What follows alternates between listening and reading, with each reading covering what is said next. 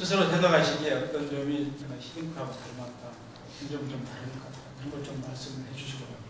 그 다음에 히딩크는 그 축구의 경쟁력을 높이기 위해서 중간에 전략도 수정을 하고 새로운 진영을 짰습니다. 그래서 2만 불 국정 목표에 맞춰서 내각이나 청와대에도 새로운 진영을 짜든지 아니면 충원을 하시든지 하는 그런 생각이 드시는지 여쭤보고 싶습니다. 초창기 6개월밖에 안 됐습니다만 많은 전문가들 중에서 그런 얘기를 하는 사람이 있어서 관해서 많은 지적을 받고 인기가 떨어지니까 사실 저도 좀 당황합니다. 당황하면서 스스로 마음을 달랠 때 그때 가끔 마음속에서 꺼내보는 이름이 히딩크입니다. 근데 가끔 그 히딩크를 생각하면서 위안을 얻기도 하고 또 자신감을 다지기도 하고 그렇습니다.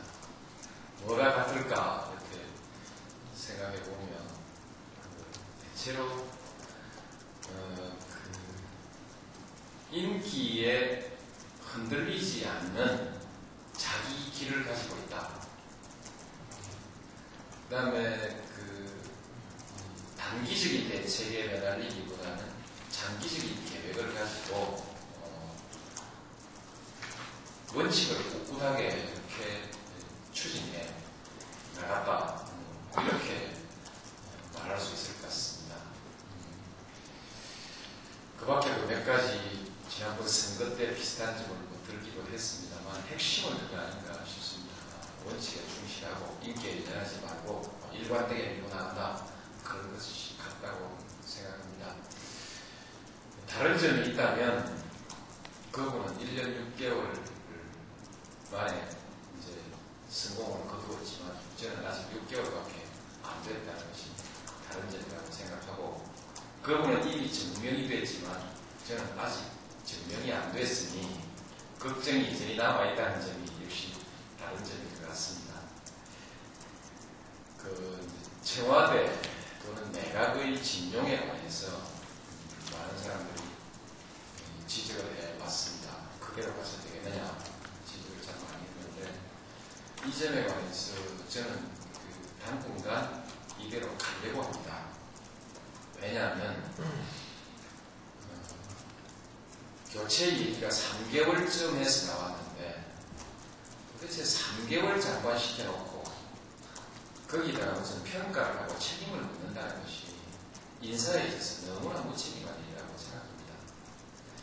이제 6개월이 됐는데 제 스스로를 한번 평가해보기 위해서 돌이켜보니까 대개 6개월이면 방향은 짐작할 수 있을 것 같지만 결과를 가지고 평가하기엔 너무 짧은 시간이다. 그런 생각이 듭니다. 그렇듯이 저도 장관들에게 6개월 만에 무슨 평가를 해가지고 거기에 대해서 책임을 묻고 그렇게 하지 않는 것이 인사의 일이라고 그렇게 생각합니다. 실제에 있어서도 그동안 지난 정권들이 단명 장관이 정책을 일관되게 추진하지 못한 원인이 되고 그로 인해서 정책이 성공하지 못했다는 지적을 많이 받아왔습니다. 지난 정권 우리 그 장관 얘기만 나오면 평균 재임 기간 8개월, 1년에 5번 바뀐 장관 이런 것들이 지적돼 왔는데 쇄신한다는 인사와 또 장관이 좀 소신을 가지고 깊게 할 수 있도록 해야 한다는 이 부분은 서로 양면 다 일리가 있겠지만 저는 좀 안정성을 강조해서 일고 나가고 싶습니다. 그렇게 생각합니다. 하고 그 다음에 이제 청와대 쪽에는 대체로 지적되는 것이 아마추어 아니냐 그리고 386 중심 아니냐 이렇게 얘기되고 있습니다만 이것은 사실과 다릅니다. 지금 보좌관 등등 이렇게 한 분 한 분 짚어보면 비서실장도 아마추어는 아니고 정책실장은 사실 그 학계에서 거의 누구도 부인하지 않는, 앞에 하지 않고 미안합니다만 실제로 그렇습니다. 그 점에 충분히 검증을 거쳤습니다. 학계에서 그 실력이나 인프에서 충분히 검증된 사람이라고 보고요. 그 다음에 이제 경제보좌관, 앞에 앉아 계시니까 전부 민망합니다만, 그러니까 이 정부적 영역에 있어서는 정치 출신이고 다른 부분에 있어 다 전문가 출신입니다.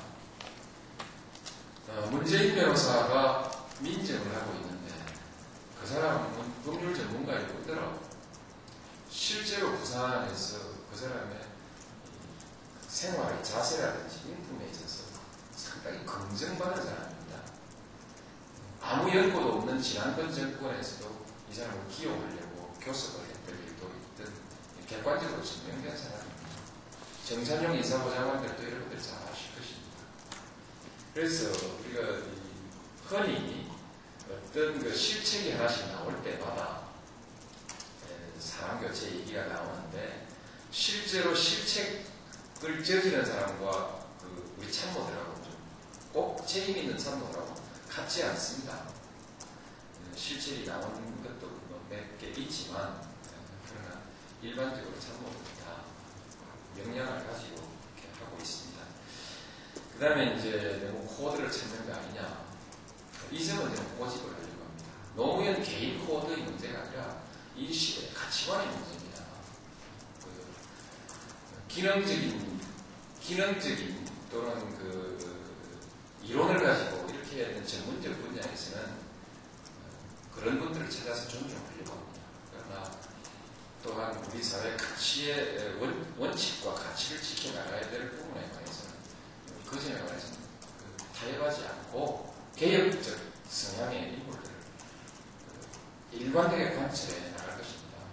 정책이 이렇게 흔들리고 저렇게 흔들리고 그렇게 혼선이 생기는 좋지 않다고 생각합니다. 386 하는 사람 몇 사람도 있는데 실제로 한 사람 한 사람 따져보면 386이라는 집단적 세력이 생활 안에 존재하지 않습니다. 지금은 독대 정치가 없습니다. 어떤 보고를 받을 때도 항상 참모가 배석을 하고, 그 다음에 제가 우리 참모로부터 보고 받을 때도 여러 사람이 함께 앉아서 보고하게 하고, 간이 토론이라고 합니다. 예를 들면 의견을 서로 물어보고 어떤 적자적인 결정이 가지는 위험성을 배제하기 위해서 항상 그렇게 검증을 해나가는 이런 과정을 거치기 때문에 한두 사람의 독선과 독단 같은 것은 거의 밟아주지 못할 겁니다. 대체로 청와대에서도 많은 부분은 우리 비서실장이 실제로 회의를 주재해서 관리하고 있습니다. 그 점이 충분히 전달되지 않는 것이 매우 좀 아쉽게 생각합니다. 보니까 대통령께서 마음이 밝으신 게 아닌가 이런 생각이 듭니다. 저는 질문 순서를 조금 바꿔서 오늘 아까 인사 이야기를 하셨으니까 그와 관련해서 부속된 질문을 하나 드리겠습니다. 대통령께서 말씀하신 대로 장관들을 지나치게 자주 바꾸고 조금 언론이나 시중에서 어떤 비판적인 목소리가 있을 때마다 개량하는 그런 모습을 과거 정권에서 많이 봤습니다. 그게 결국 정책의 일관성이라든지 어떤 정부의 신뢰를 떨어뜨리는 이런 요인으로 작용도 했습니다. 그래서 대통령께서 말씀하시는 당장 바꾸지 않겠다는 말씀에 저는 전적으로 공감을 합니다. 다만 이거는 바꿔달라는 이런 말씀은 아닙니다만 이 참여정부가 들어온 이래 6개 여론조사도 쭉 봤습니다만 경제 분야에 대해서 역시 점수가 상당히 박한 것 같습니다. 물론 그중에서도 또 노동 문제나 이런 데 또 박한 점이 있습니다만, 그래서 이 참여정부의 경제 정책과 관련해서 때때로 국민들은 어찌됐든 간에 사정이야 어찌됐든 간에 국민들은 때때로 혼선을 빚는 경우가 많다 이런 생각을 갖는 경우가 많은 것 같습니다. 그래서 이를테면 정부가 어떤 정책을 이야기했을 때 청와대에서 이를 번복을 하고 또 그 반대의 경우도 또 때때로 봅니다. 특정 사안에 대해서는 또 정부 부처 간의 이견도 과거 정부에 비해서는 좀 자주 노출되는 게 아니냐 하는 이런 생각도 듭니다.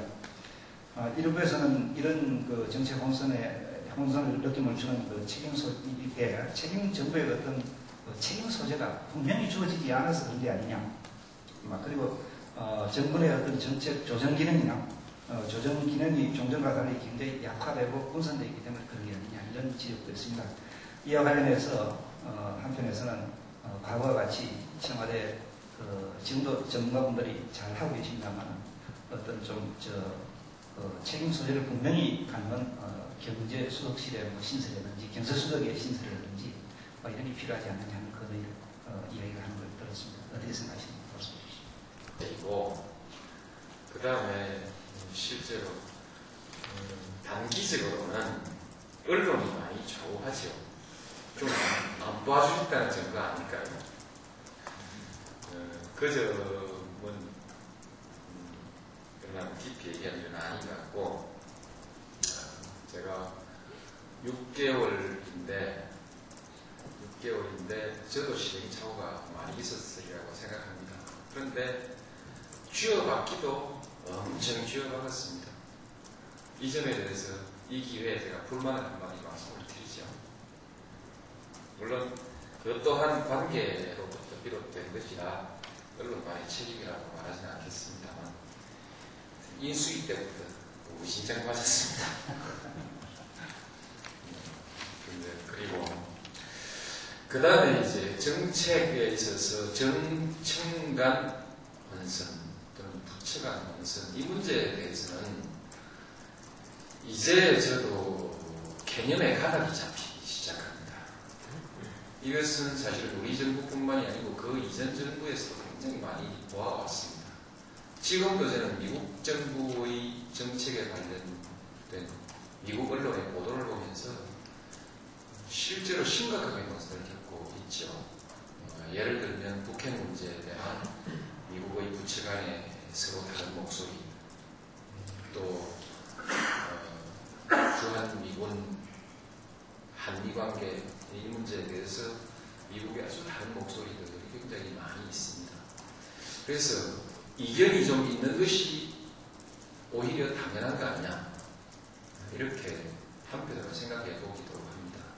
그러면서 지금 제가 가지고 정리된 의견은 어떤 구상이 정책으로 발전되어가는 과정 그리고 어느 한 부처에서 정책이 결정되었을 때 타 부처와의 사이에서 협의가 되고 조정이 이루어져 나가는 과정 그 과정에 따라서 이제 이견이 하나하나 해소돼 가고 마지막에 그것이 이제 국가 정책으로 결정되는데 이 과정을 하나하나 우리가 짚어서 혼선이라고 얘기하자. 그래서 어느 한 부처에서 어떤 정책을 내놨을 때 그 구상 단계에서 내놓거나 또는 그 부처의 정책으로 내놨을 때 타 부처의 반응은 이제 그때부터 이견이 시작되는 것인데 타 부처의 반응도 책임 있는 그 부처의 의견일 경우가 있고 담당자 한두 사람의 의견일 경우도 있습니다. 이 부분에 대해서 우리가 충분히 짚고 따지고 우리가 이견이라고 얘기하는가 생각해 보면 이견인 것도 있고 이견 아닌 것도 있고 그 다음 이견은 있는 것이 당연하고 점차 조정 과정을 거쳐서 해소되고 하는 이 과정을 존중했으면 좋겠다.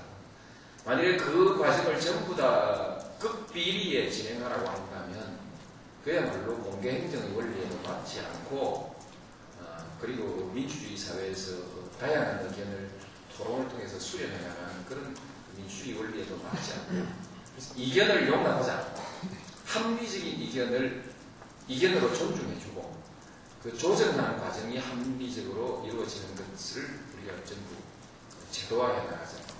그래서 지금은 어느 부처에서 타 부처와 이견이 생길 수 있거나 또는 협의가 필요한 정책이 수립될 때에는 반드시 국무조정실에 등록을 하게 합니다. 조정과제로 등록을 하게 하고 그 다음에 등록이 되면 그것을 협의과제로 공개하고 타 부처와 협의를 해 나갑니다. 타 부처에서 입장이 결정되면 실무적인 협의를 해나가는데 이때까지는 국무조정실에서 관리를 하고 그 협의가 잘 이루어지지 않을 실무간 협의가 이루어지면 다음 장관급 사이에서 장관 회의를 하게 하고 관계장관 회의를 하게 하고 거기에서 마무리가 되지 않으면 총리가 주재하는 관계장관 회의로 가고 그 갈등이 너무 오래 지속되거나 또는 상당히 국가적 위기로 발전될 수 있는 그런 중대 과제일 때는 마지막에 대통령까지 오게 하자. 대통령이 주재하는 회의까지 이렇게 해가자. 그러면 청와대 비서실은 무엇을 할 것이냐? 청와대 정책실은 어떤 역할을 할 거냐? 청와대 정책실은 이런 전 과정을 관리하면서 점검하고 주시하고 또 프로세스를 생산하고 대통령이 개입해야 될 경우에 있어야 프로세스를 생산하고 이런 과정을 관리해가자. 그래서 청와대 정책실이나 청와대 비서실에서 어떤 정책 내용에 관한 의견이 먼저 나가지 않게 하자. 그 토론의 과정에서 청와대도 의견이 있으면 의견을 실무적으로 제시하고 그 협의 과정에서 대통령의 큰 방향은 이러하다. 이렇게 제시하고 그럴 필요가 없는 것은 그렇게 하지 않고 이렇게 해서 정책실은 프로세스만 관리해 나가자. 이렇게 결정을 하고 국무회의에서 2번 얘기를 해서 지금 훈령을 만들고 있는 중입니다. 그래서 앞으로는 이 부분이 매우 합리적으로 관리되어 나갈 것입니다. 다만 이제 전에 어떤 부처 간 이견이 있는 협의 과제 또는 조정 과제라는 것이 공식적으로 등장하게 될 것입니다. 그렇게 발표하고 국민들에게도 그 과정을 이렇게 설명하면서 이렇게 가려고 합니다. 그 다음 말씀을 하셨는데 이 얘기는 제가 청와대의 조정 기능이라든지 이런 것을 좀 더 활성화할 필요가 있지 않느냐는 그런 질문과 같이 받아들이겠습니다. 그런 관점에서 얘기한다면 앞으로 대통령의 조정 기능은 있지만 청와대 정책실의 조정 기능은 독자적으로 행사되지 않는다. 청와대 정책실은 대통령의 조정 기능을 보좌하고 절차를 관리해 나가는 방향으로 그렇게 갑니다. 따라서 이전에 부처별 담당 수석 제도가 있었던 때와는 아주 다르게 간다. 과거에는 부처별 담당 수석이 있어서 실질적으로 정책 내용에 직접 개입하고 그렇게 함으로써 때로는 부처에서 항상 청와대의 결재를 사전에 받는 것 같은 그런 절차가 이루어져 왔는데 그것이 실제로 지나고 보면 많은 비판이 있어 합리적이지 않았다고 그렇게 평가합니다. 그래서 장관이 책임지고 하고 다만 청와대에서는 그것이 전체적으로 대통령의 국정 방향에서 이탈된 것은 아닌지 또는 가다가 과제가 실종되는 것은 아닌지 하는 정도의 관리만 해 나가는 것으로 그렇게 관리하고 청와대가 개입할 때는 대통령이 직접 절차를 만들어서 개입하겠다. 이렇게 운영하려고 합니다. 그래서 수석 제도를 부처별로 두지 않고 전체적으로 총괄 관리해가는 이런 방향으로 운영해 가려고 합니다.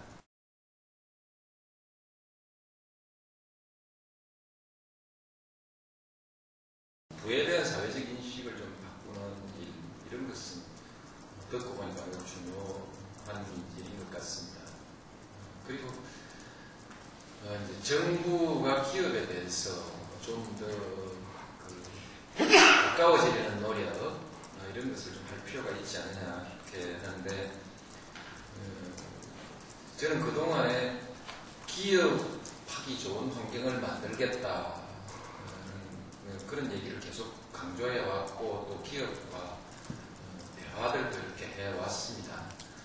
그 다음에 이제 그 상징으로서 개별 기업들과 대화하고 또 방문도 하고 하는 것도 의미 있으리라고 생각합니다. 실제로 또 몇몇 기업에 방문을 하긴 했는데 다만 개별 기업주나 경영자들을 따로 옛날처럼 이렇게 청와대에서 만난다든지 하는 것에 대해서는 꼭 그럴 필요가 있는가 하는 점이 하나 있고 하나는 실제로 국민들의 그 시선이 조금 부담스럽기도 합니다. 왜냐하면 지금까지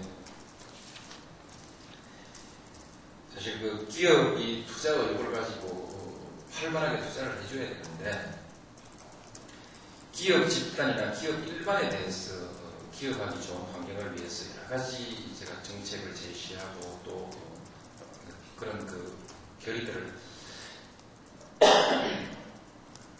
표명하고 했습니다만 그런 노력이 중요한 것이지 개별적으로 만나는 것이 실제로 투자 의욕을 불러일으키는 데 도움이 될지에 대해서는 확실하게 못 가지고 있습니다.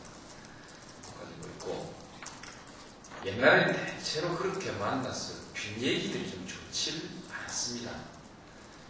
좀 뒷얘기가 시끄럽더라도 만나야 투자가 잘 되고 확실하게 무슨 그 의욕이 살아난다고 하면야 좀 무릅쓰고 하겠는데 아직은 실제로 그런 그 대화를 통해서 그게 별로 살아날 거냐 해서 좀 의문이 되다가 어떤 그 뒷얘기들이 좀 불안하고 해서 아직 그까지는 생각을 안 해봤습니다. 하도 많은 걸 지적해 주셔서 어느 걸 질문하라고 해야 될지 모르겠습니다만 되게 정원적인 것으로 생각하고 한마디씩만 짚고 넘어가겠습니다. 저도 몸이 아플 때 우리 한국의 운명을 생각하면 자꾸만 어둡게 생각되고 제 몸이 건강하고 기분이 좋을 때는 대통령도 잘할 수 있을 것 같고 우리 경제도 또 그 밖에 우리 한국의 국가 경영도 전부 다 잘 돼서 앞으로 전망이 밝을 것 같은 이런 느낌을 받습니다. 지금은 아주 극심한 불경기이지 않습니까? 불경기 속에서 경제를 바라보는 사람들의 그 전망이 어둡고 좀 비관적인 것은 어쩔 수 없는 일이라고 생각합니다. 그래서 객관적인 상황에 대한 분석도 있겠지만 지금 분위기가 상당히 그 경제인들의 사기를 지배하고 있는 거 아닌가 그렇게 생각합니다. 실제로 객관적으로 어두운 부분이 많이 있죠. 산업 공동화의 문제도 그렇고 청년 실업의 문제도 그렇고 그 밖에 노사분규 여러 가지 요소들이 불안한 요소들입니다. 그러나 지금까지 우리 경제가 어느 때라고 이만한 문제를 가지고 있지 않았던 때가 없었던 거 아니냐 그렇게 생각합니다. 언제나 이만한 문제 또는 이보다 더 심각한 문제들에 부닥쳤지만 우리 국민들이 잘 대처해 주었고 또 잘 극복해 주었습니다. 그리고 또 그 과정에서 정부가 긍정적인 역할을 많이 하기도 했습니다.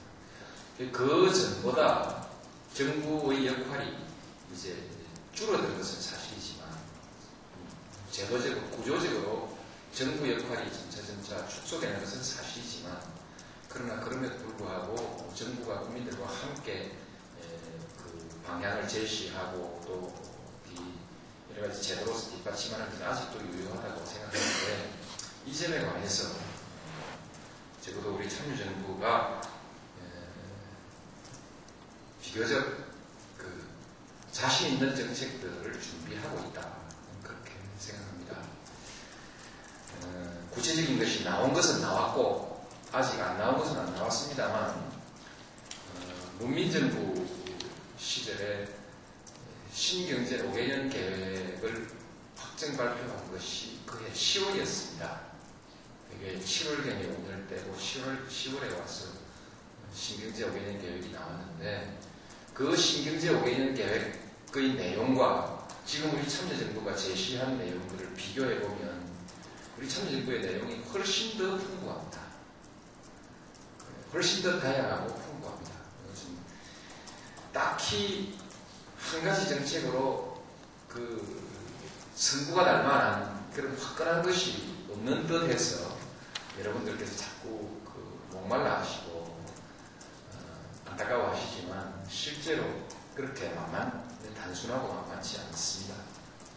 그리고 지금은 우리가 그 연구 개발을 중심으로 하는 그 기술 혁신 정책들을 아주 강력하게 추진해 나가고 있는데 이것을 통해서 우리 그 한국의 높은 수준의 기술 혁신에서부터 현장에서 적용될 수 있는 개발 인력, 산업 인력, 이까지 전체적인 인력 양성 구조를 만들어 나가려고 합니다.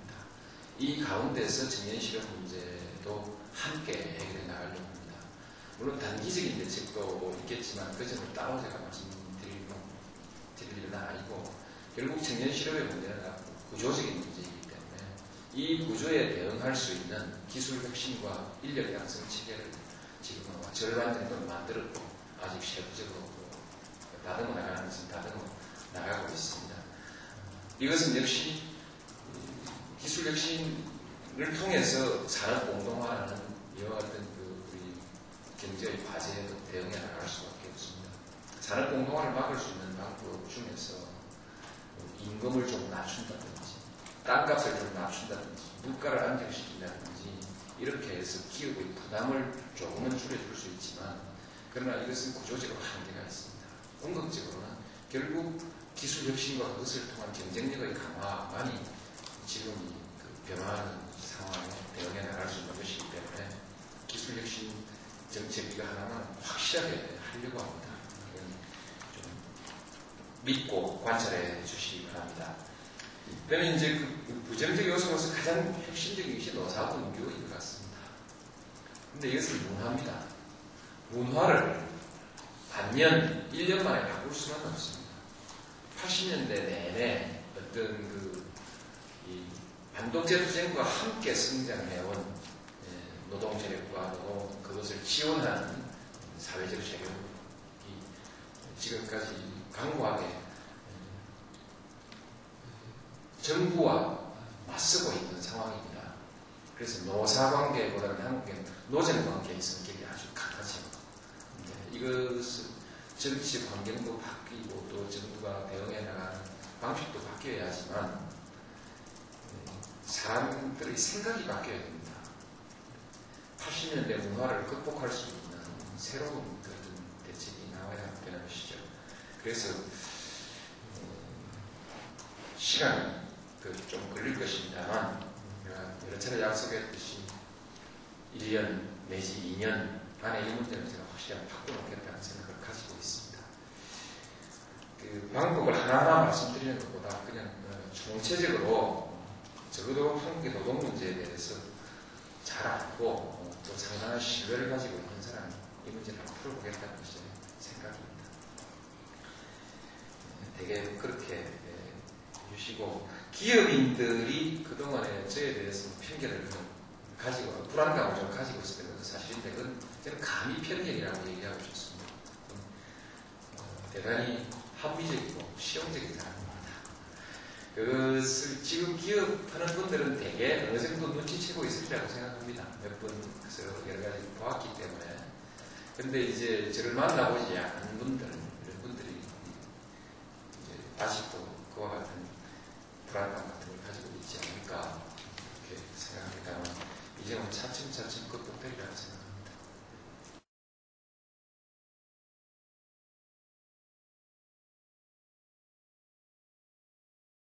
노사관계가 참 어렵습니다.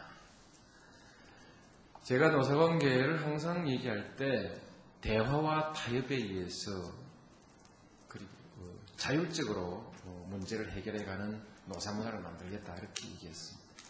그런데 이 문제에 관한 한 저는 성공하지 못했습니다.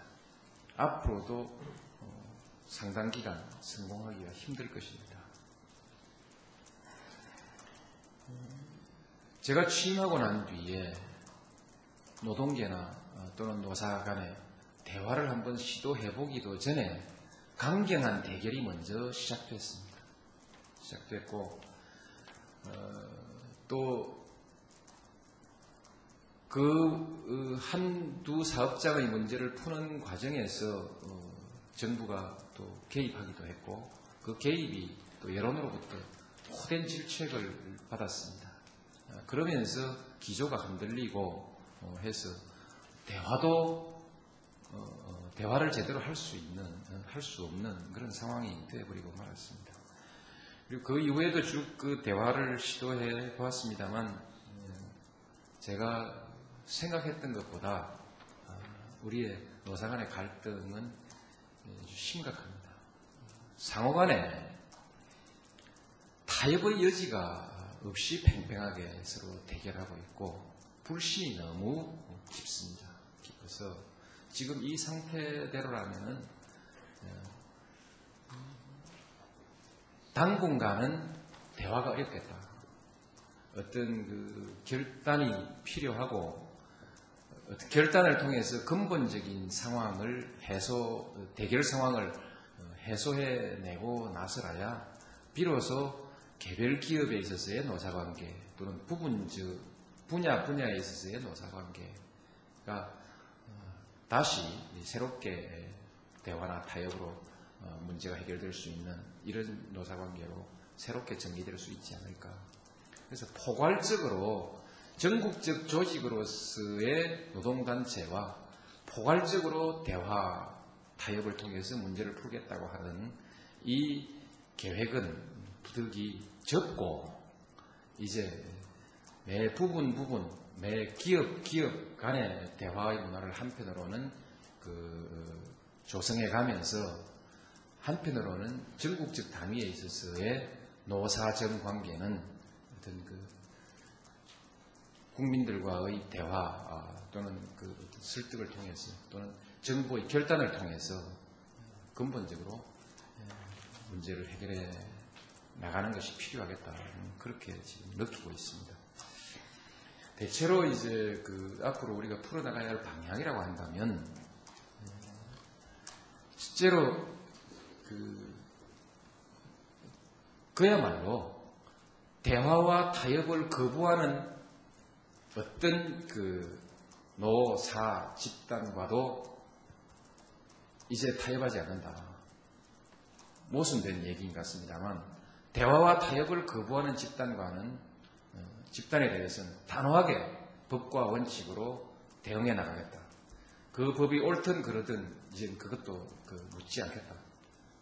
지금 우리가 가지고 있는 법과 원칙으로서 단호하게 문제를 대처해 나가겠다. 이게 제가 첫 번째 방침입니다. 두 번째로는 노사 간의 제도를 좀 더 제도 개선에 관한 문제인데 역시 아직 우리가 가지고 있는 제도가 국제적 기준에 미치지 못하고 있는 부분이 있습니다. 노사 쌍방에게 있어서 국제적 기준에 맞추어 나가도록 제도 개선의 방향을 잡아 나가겠다. 지금 자기 권리는 내놓지 않고 상대방에 대해서 권리만 끊임없이 요구했는데 이런 방식으로는 문제가 풀리지 않습니다. 그래서 노사 양쪽 다 줄 건 주고 받을 건 확실하게 받는 이런 상호 줄 건 주고 받을 건 받는 이런 문제 해결 방식을 통해서 제도를 승진화시키겠다. 완전히 국제 기준에 맞추어 나가야겠다. 지금 제일 핵심적인 것이 노동의 유연화의 문제입니다. 이 문제에 관한 한 노동자들을 위해서도 전반적으로 노동자들을 위해서도 이 문제는 노동의 유연화를 조금 더 폭을 넓혀 나가야겠다.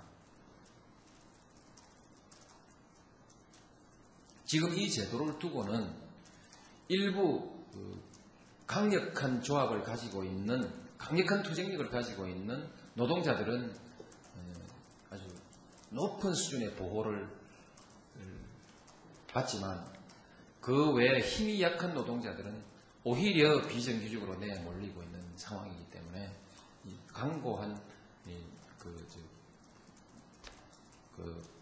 고용관계는 좀 더 유연하게 만들어야 된다. 이건 반드시 해나가야 합니다. 해나가야 하고 그 다음에 기업 쪽에서 꼭 해줘야 될 것은 기업도 노동법을 제대로 좀 준수해주고 무엇보다도 기업의 투명성을 강화해야 됩니다. 경영 상태를 아주 투명하게 공개하고 노동자와 대화하는 그런 원칙을 좀 가져가야겠다. 그것이 되지 않으면 노사 간의 신뢰를 확보할 수 없기 때문에 그건 꼭 좀 그렇게 해야 한다고 생각합니다. 아울러서 해고의 유연성이 높아지면 거기에 상응해서 우리 사회가 확고한 사회 안전망을 갖춰야 하는데 아직 그 점에 있어서 우리가 좀 부실합니다. 부실해서 사회 안전망을 좀 더 확실히 갖추어 나가려고 합니다. 사회 안전망은 그 경제적 보조를 통해서 하는 방법과 일자리를 쉽게 구할 수 있도록 직업 안정망을 확충하는 방법이 있는데 적어도 일자리 문제에 관해서 기술 혁신 그리고 인력 양성 과정, 인력 양성 프로그램, 그럼 대학 교육의 획기적인 개혁, 그다음에 산학협력 체제, 산학협력 체제 이런 방법을 통해서 한편으로는 일자리를 늘리고 또 거기에 맞는 인력을 양성해 나가고 한편으로는 취업 알선 제도들을 좀 더 확실하게 확충해 가지고 그러니까 사람과 직장을 서로 잘 아주 합리적으로 연결시킬 수 있도록 안정된 직장, 우선 적당한 일자리가 아니라 좀 장기적으로 일할 수 있는 좀 안정된 일자리, 적성에 맞는 일자리를 구할 수 있는 이런 그 시스템을 계속 확충해 나가겠습니다. 그렇게 해서 전체적으로 노동 문제를 그렇게 극단적인 대립이 되지 않도록 이렇게 문제를 풀어가려고 합니다. 노사정위원회에 대해서 저는 상당히 높은 비중을 두고 노사정위원회를 더욱더 격상시키고 더욱 발전시켜서 이 문제를 풀어보겠다라고 이렇게 후보 때 약속을 드렸습니다만 제가 대통령이 되고 난 이후에 부닥친 현실은 그것을 도저히 실천할 수 없는 상황이 되어버리고 말았습니다. 그래서 금년 연말까지는 노사정위원회를 정상적으로 가동하기가 정말 어려울 거 아닌가. 그래서 그런 점에 있어서는 좀 더 원칙적인 방법을 통해서 먼저 기본적인 질서와 문화를 먼저 구축하고 그 이후에 노사정위원회를 좀 다시 발전시켜 나가는 방향으로 그렇게 시도해 보려고 합니다.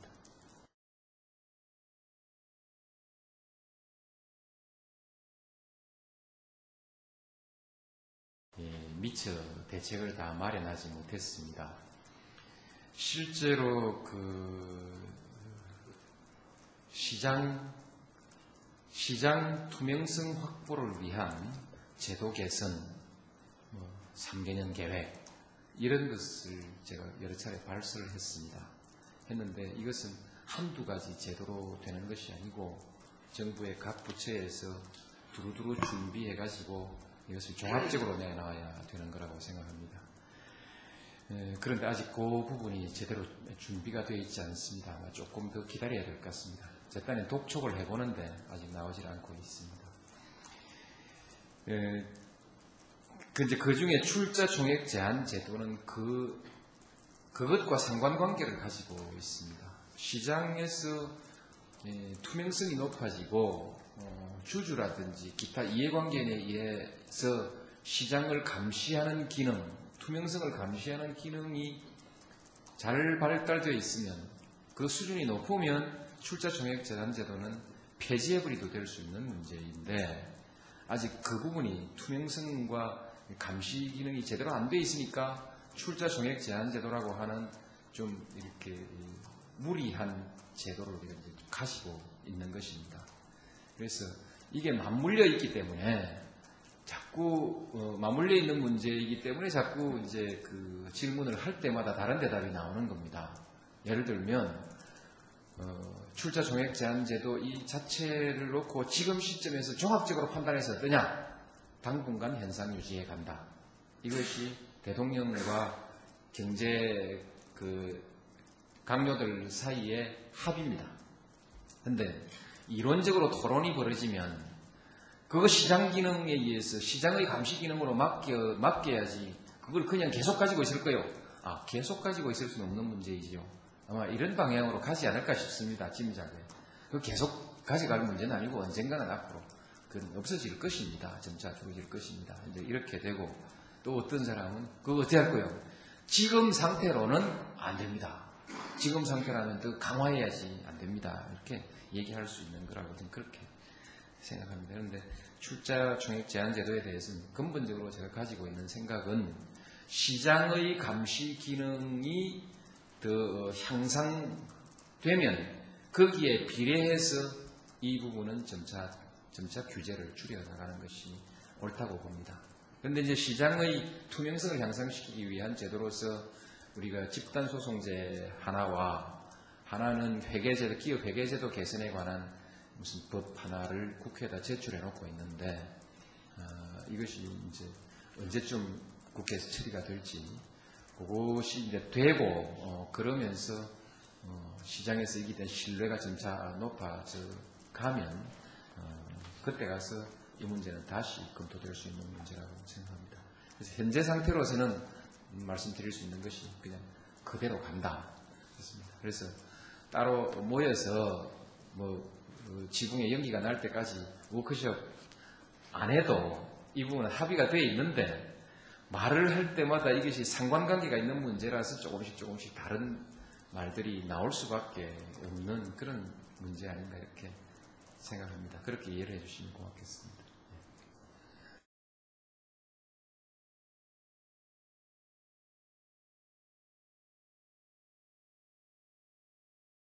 제가 돈 좀 벌려고 사업을 했다가 아주 혼쭐이 났다는 사실을 기억하신다면 제가 돈에 대해서 어떤 생각을 가지고 있는지 잘 아실 것입니다.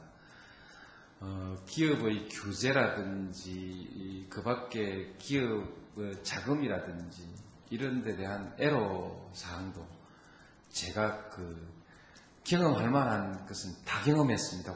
자그마한 거 잠시 하면서도 마음은 급하고 안 되는 사업을 무리하게 이끌려고 했기 때문에 온갖 종류의 기업인들의 고통은 두루두루 다 겪어봤습니다.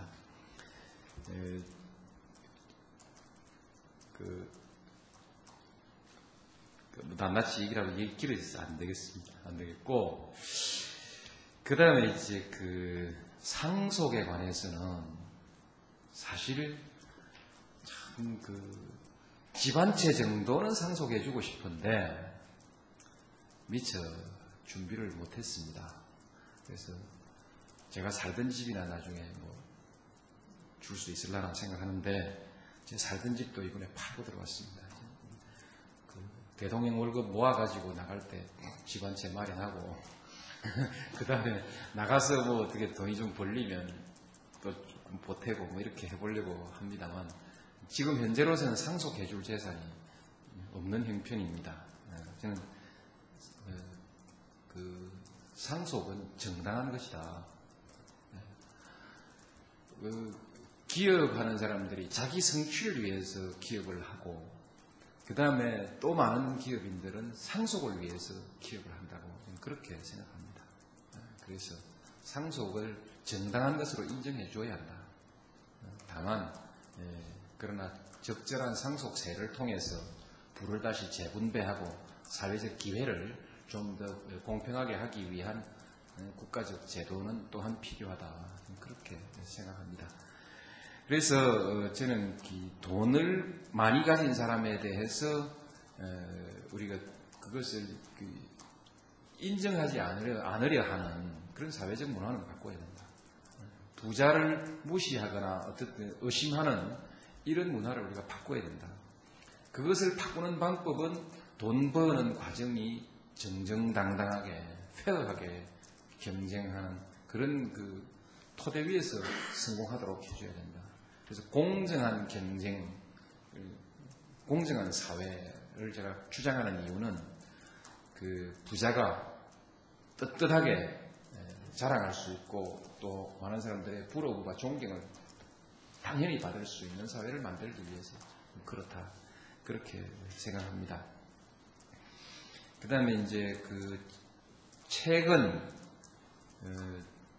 그전부터 참모들이 책을 읽고 좋은 책을 만나면 그 뽑아다가 제게 갖다 주기도 하고, 갖다 주고 몇 달이 지나도 안 보고 있으면 또 요약해서 다시 요약했던 페이퍼를 주기도 하고, 이렇게 몇 사람이 체계적으로 좀 챙겨주긴 합니다.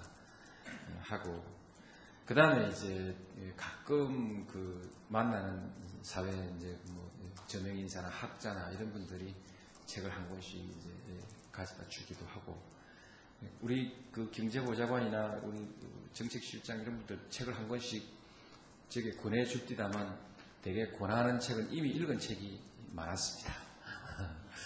대부분 그랬었고, 그러나 실제로 제대로 책 읽을 시간이 없고, 이 점은 무척 아쉽게 생각하고 있는 대목입니다. 좀 되도록이면 빨리 업무들을 이양하고 책도 좀 볼 수 있는 대통령이 되고 싶습니다.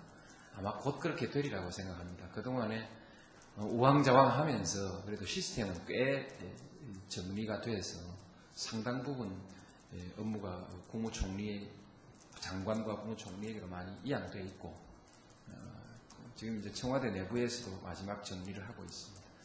조금 전에 말씀드렸던 우리 업무 분장에 관한 훈령을 만들기로 했다든지, 국무조정실과 청와대 정책실 사이에서 그 문제에 관해서 곧 토론했습니까? 발표죠?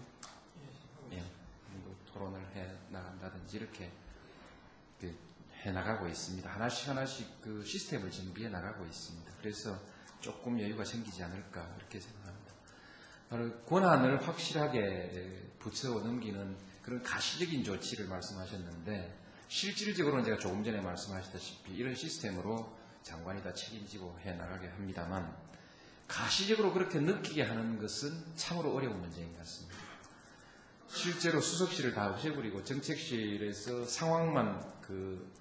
상황만 접수하고, 그 다음에 이제 우리 태스크포스 국정 과제만 관리하고 이런 체제로 가려고 하는데도 계속해서 공무원들이 자꾸만 질문하고 뭘 정해달라고 요구하고 이런 현상이 계속되는 것을 보면 대통령 문화에 대한 어떤 인식의 변화 같은 것은 실제로 제도가 바뀌고도 한참 지나야 그제야 그런가 이렇게 아마 느끼는 것 아닌가 생각합니다.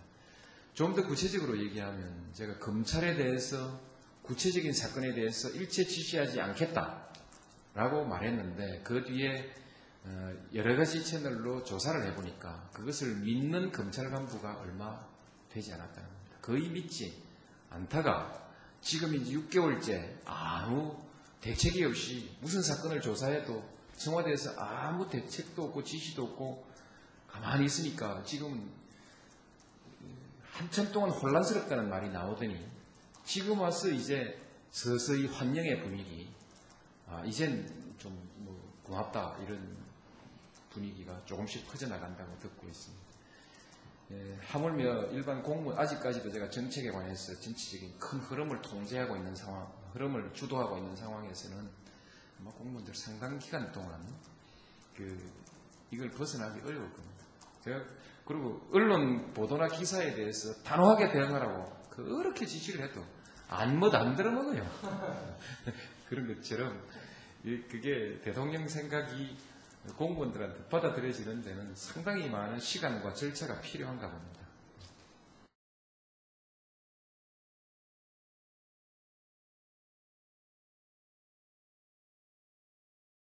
미국에서 무기 사달라는 얘기는 아직까지 제 귀에까지 들어오진 않았습니다. 말하자면 우리 국방부나 어디나 접수됐다는 보고도 아직은 받지 않았습니다. 그러나 이제 국방력 강화하면 자연스럽게 상상이 되는 문제이기 때문에 저도 고심하고 있습니다. 이제 먼저 질문 말씀에 대해 답변을 드리면, 대개 국방비를 대개가 아니고 97년도 여기가 국방 예산이 GDP 3.2% 정도였습니다. 이것이 쭉 낮아져서 지금 2.79%까지 와 있습니다. 이것을 저는 그 욕심으로는 금년에 3%까지 올리고 임기 중에 3.2%까지 올리자고 그렇게 욕심을 부려봤는데 기획예산처하고 이렇게 상의를 해보니까 내년 예산이 하도 팍팍해서 아무리 짜내고 짜내도 그렇게 할 방법이 없는 것 같습니다. 그래서 부득이 그 임기 중 목표도 3% 뭐 이상 이렇게 흐지부지 해놓고 내년도는 그 되게 조금 더 올리는 수준으로 그렇게 가려고 합니다. 내년도에는 예산 소요가 그 용산기지 그리고 재배치 관련해서 예산 소요가 일부 있게 마련입니다. 있으면 그것이 하나의 정액 요인이 되고 그 밖에 이제 군의 그 근무 환경, 복무 환경이나 복지 여건이 너무 나쁘기 때문에 그 부분 좀 이렇게 개선해 나가고 하는 그런 그 하고 해서 좀 정액이 될 겁니다. 정액이 되는데 아마 대체 1조 이상 정액이 될 것으로 그렇게 봅니다만 그러나 어쨌든 그것이 다른 그 예산에 부담이 되지 않도록 그렇게 최선을 다해서 해나가려고 합니다.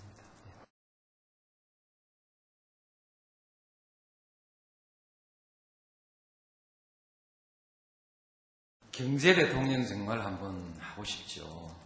제가 많은 것을 성취했지 않습니까? 그런데 경제 대통령까지 되면 정말 영광스러운 것이죠. 그런데 두 가지 그 애로사항이 있습니다. 그 경제 대통령이 되기 어려운 애로 요인이 있습니다. 하나는 제가 아무리 말을 해도 저를 쳐다보고 경제 대통령 이미지가 생기지 않을 것 같아요. 국민들이. 그래서 그 이미지가 바뀌는 데는 상당 기간 걸리지 않을까. 그래서 미리 선언해봐도 되지도 않을 것 같고 착실히 차근차근 경제하기 좋은 토대를 잘 마련해가지고 나중에 우리 경제가 아주 좋아지고 나면 대통령이 좀 잘했는가? 이렇게 생각할 수도 있고 그걸 좀 이렇게 분석해서 실제로 장기적으로 경제가 활성화되고 잠재성장력이 확충된 과정에 대해서 제가 그걸 한번 평가를 해서 그때 가서 한번 말을 해볼 수는 있지 않을까 그렇게 생각합니다. 아마 우리 정책실장도 열심히 메모하고 있으리라고 저는 그렇게 생각합니다. 그게 이제 근데 당장은 하나 에러가 이미지가 생기지 않을 것 같다는 것이고 두 번째 이제 아직 제가 결심을 못한 점이 하나 있습니다. 사실 정치라는 것은 상징적 행위입니다. 과학적 행위라기보다는 상징적 행위이기 때문에 대통령이 내가 경제 대통령이다, 경제 살린다, 그리고 경제에 대해서 계속 떠들면 그것이 상당히 그 분위기를 조성하고 많은 사람들에게 어떤 그 기대를 가지게 하고 해서 영향을 끼칠 수 있지 않을까. 그것이 대통령이 하는 아주 중요한 역할이다. 상징을 만들고 그 상징을 조성해서 국민들의 분위기를 모아나가는 것이 대통령의 역할이다. 이런 생각을 한편으로는 합니다. 그래서 경제대통령이라는 말을 한번 해보고 싶은 반면에 한편으로는 우리가 지금 끊임없는 오해를 가지고 있거든요. 대통령이 경제에 대해서 너무 자주, 너무 깊이 개입하는 것은 결코 도움이 되지 않는다고 생각하는 게 제 생각입니다. 사실 경제를 살린 대통령은 내가 기억하기로는 루즈벨트 대통령 뿐입니다. 박정희 대통령 오랜 세월 경제를 가지고 경제 대통령을 해왔습니다만 그것은 아주 예외적인 상황이고 실제로 지금 그리고 우리 한국의 경제가 이미 개발주도, 정부주도 개발 경제의 시대는 아니잖아요. 것이죠. 이미 어떤 의미에서는 케인즈의 공공이론이라든지 무슨 그 유효수요 이론 같은 것도 이미 공격을 받고 있는 그런 형편인데 국가가, 정부가 적극적으로 주도하는 것이 적절하냐의 문제가 있고 특히 경제 강요들이 경제를 관리해 가는 것은 좋은데 대통령이 주도해서 마구 앞장서서 밀고 나가는 것이 바람직한 일이냐. 그러나 우연히 이것이 딱 들어맞아서 제가 성공하고 나면요, 다음 대통령은 또 경제에 대해서 자꾸 개입해야 되는 문제가 또 발생한다는 것이. 그래서 제가 그 장기적인 전략, 기술 혁신, 시장 개혁, 그 다음 사회문화 개혁, 동북아, 그 다음 균형 발전, 이런 등등의 전략을 통해서 여건을 조성해 가는 것은 제가 열심히 하겠습니다만, 정말 이 어려움, 이 단기적인 경기의 어려움을 대통령이 앞장서서 막 치고 나가는 같은 이런 모습은 안 만드는 것이 오히려 국가의 장래를 위해서 도움되는 거 아니냐. 클린턴도 단기적인 경기 대책은 그린스폰한테 완전히 맡겼다. 이것이 클린턴의 가장 큰 업적이라고 얘기하는 사람이 있고, 부시 대통령도 감세 정책 하나 해가지고 국회에다 제출해서 법 하나 통과시킨 것 이외에 사실 경기 정책에 깊숙이 그렇게 개입하지 않는 거 아니냐. 일본에서도 구조조정을 얘기하고 이렇게 하는 것을 기본으로 하는 거 아니냐. 한국에서 대통령의 경제에 대한 개입, 이 부분에 대해서 좀 새로운 어떤 것이 정립이 됐으면 좋겠다. 그런 생각을 하면서 지금 헷갈리고 있습니다.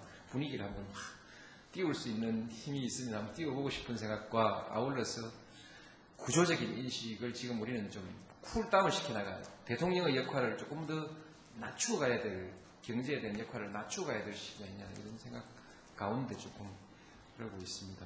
물론 큰 흐름에 대해서는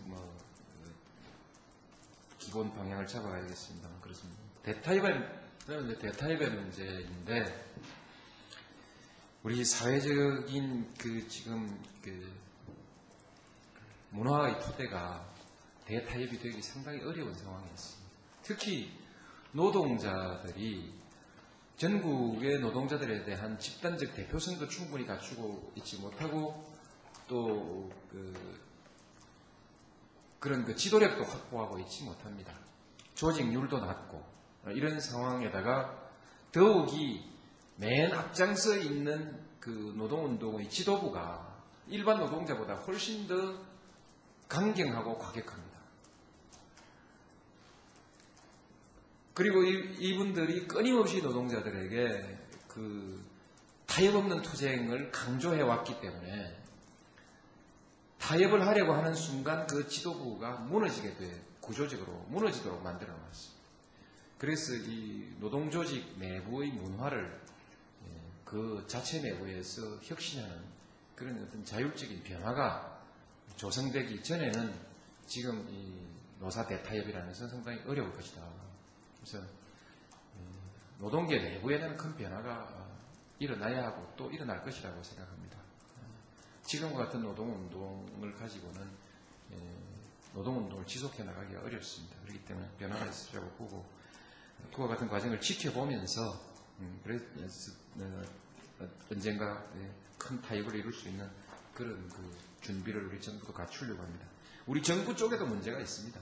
노동자들에게 충분히 아직 신뢰받고 있지 못합니다. 신뢰받고 있지 못하고, 사용자 쪽도 아직 익숙하지 못하고, 이런 여러 가지 문제들을 조금 서로들 좀 이렇게 자세들을 근접시켜 나가는 그런 준비가 좀 더 필요할 것 같습니다.